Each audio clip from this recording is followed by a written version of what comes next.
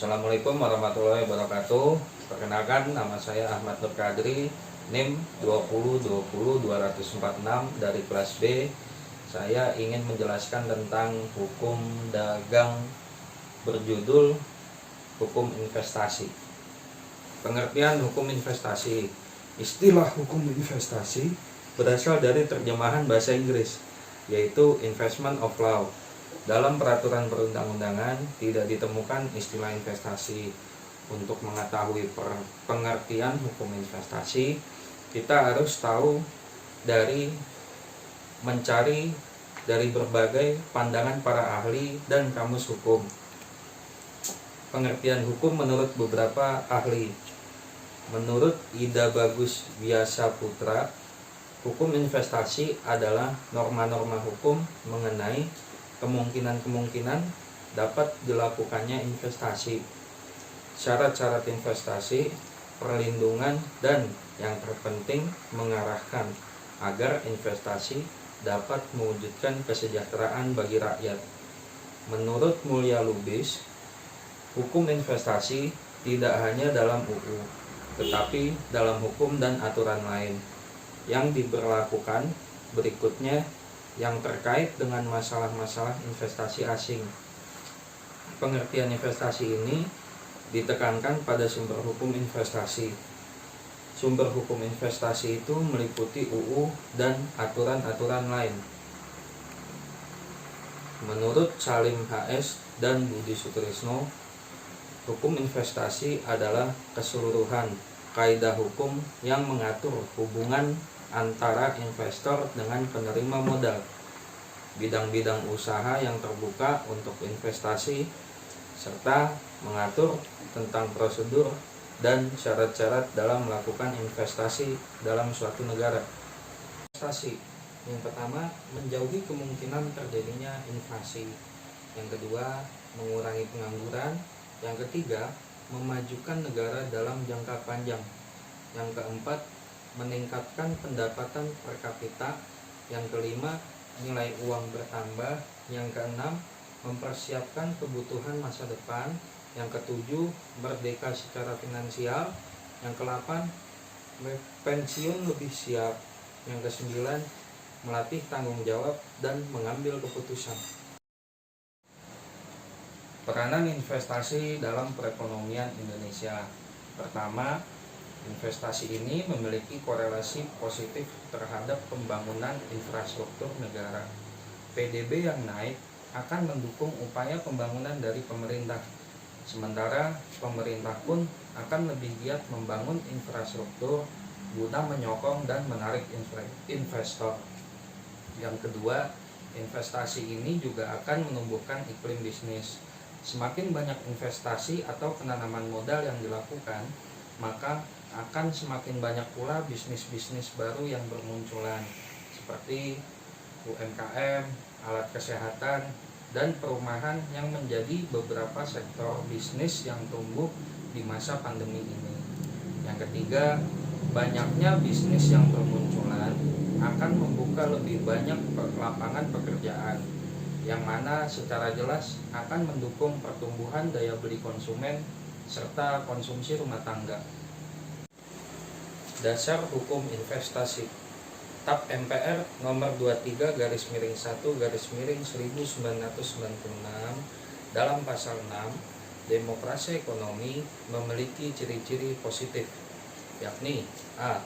Perekonomian disusun sebagai usaha bersama atas azas kekeluargaan dan karena tidak mengenal struktur pertentangan kelas.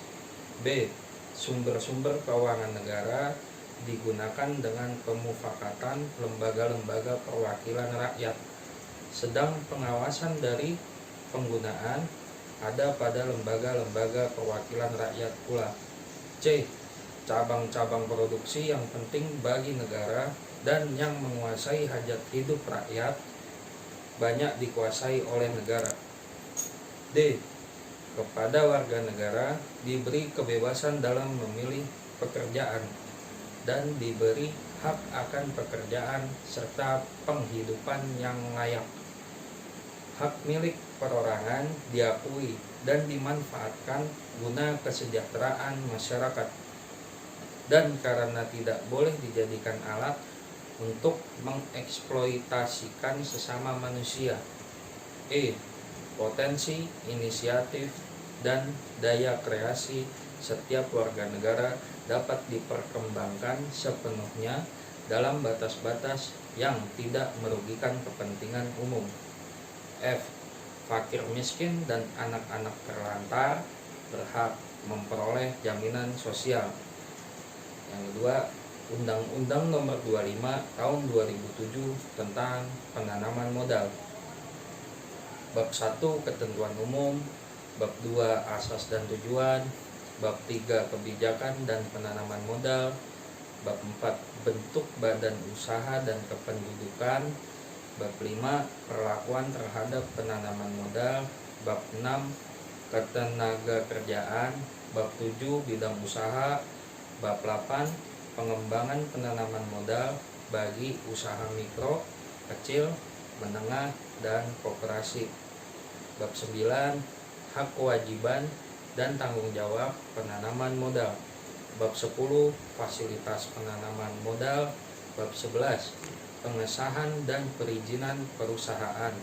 Bab 12 Koordinasi dan pelaksanaan kebijakan penanaman modal. Bab 13 Penyelenggaraan urusan penanaman modal. Bab 14 Kawasan ekonomi khusus.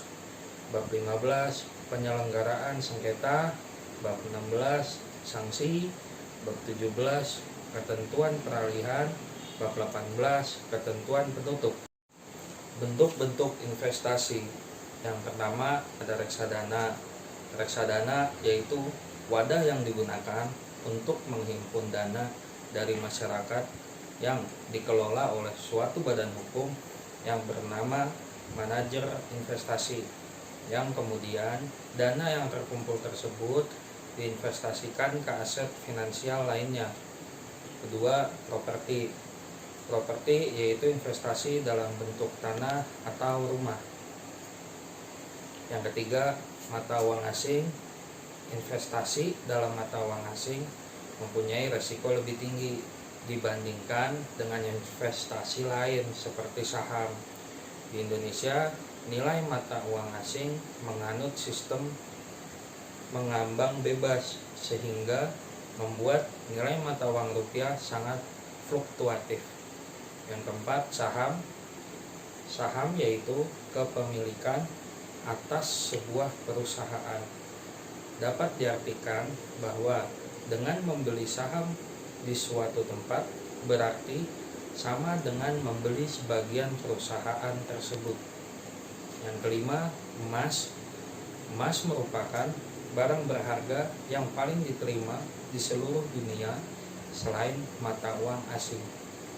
Biasanya harga emas akan mengikuti kenaikan mata uang dari negara-negara G7, yaitu Amerika, Jepang, Jerman, Inggris, Perancis, Italia, dan Kanada. Obligasi. Obligasi yaitu surat utang yang diterbitkan oleh pemerintah ataupun perusahaan, baik untuk menambah modal perusahaan atau membiayai suatu proyek pemerintah. 7 itu deposito. Deposito yaitu penanaman modal dalam bentuk simpanan uang kepada suatu perusahaan atau perbankan dengan jaminan akan menerima keuntungan berupa bunga dalam jangka waktu yang telah disepakati. Syarat-syarat investasi. Investasi dalam negeri itu ada permodalan. Menggunakan modal yang merupakan kekayaan masyarakat Indonesia. PS 1.21 UU nomor 6/1968, baik langsung maupun tidak langsung. Kedua, pelaku investasi. Negara dan swasta. Pihak swasta dapat terdiri dari orang dan atau badan hukum yang didirikan berdasarkan hukum di Indonesia. Yang ketiga ada bidang usaha. Semua bidang yang terbuka bagi swasta yang dibina, dipelopori, atau dirintis oleh pemerintah. 4. Ada perizinan dan perpajakan. Memenuhi perizinan yang ditetapkan oleh pemerintah daerah, antara lain izin usaha, lokasi, pertanahan, perairan, eksplorasi, hak-hak khusus di batas waktu berusaha merujuk kepada peraturan dan kebijakan masing-masing daerah. 5. Ada tenaga kerja.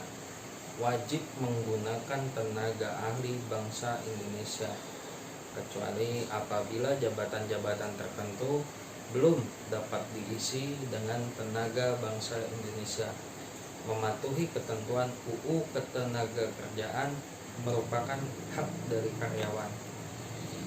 Yang kedua ada syarat-syarat investasi asing. Pertama, harus berbentuk perseroan terbatas atau PT. Kedua, kewarganegaraan pendiri. Ketiga, tidak boleh memberikan keterangan palsu. 4. Larangan membuat perjanjian kepemilikan saham untuk dari atas nama orang lain. Asas-asas investasi. Dalam pasal 3 ayat 1 Undang-Undang Nomor 25 Tahun 2007 tentang penanaman modal telah ditentukan bahwa penanaman modal diselenggarakan berdasarkan asas-asas sebagai berikut. 1. Asas kepastian hukum. Asas kepastian hukum adalah asas dalam negara hukum yang meletakkan hukum dan ketentuan peraturan perundang-undangan sebagai dasar dalam setiap kebijakan dan tindakan dalam kegiatan penanaman modal. 2. Asas keterbukaan. Asas keterbukaan adalah asas yang terbuka atas hak masyarakat untuk memperoleh informasi yang benar, jujur, dan tidak diskriminatif tentang kegiatan penanaman modal.